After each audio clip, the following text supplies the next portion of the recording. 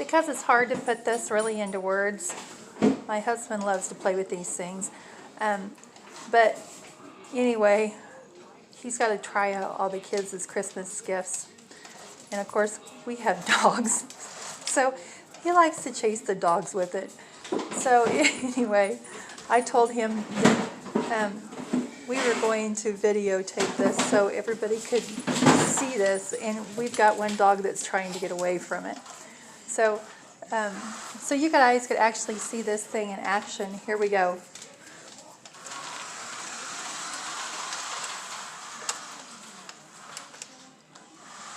Excuse my kitchen, by the way.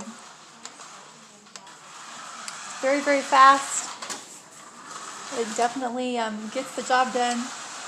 Very durable. It can last 4 Great Danes.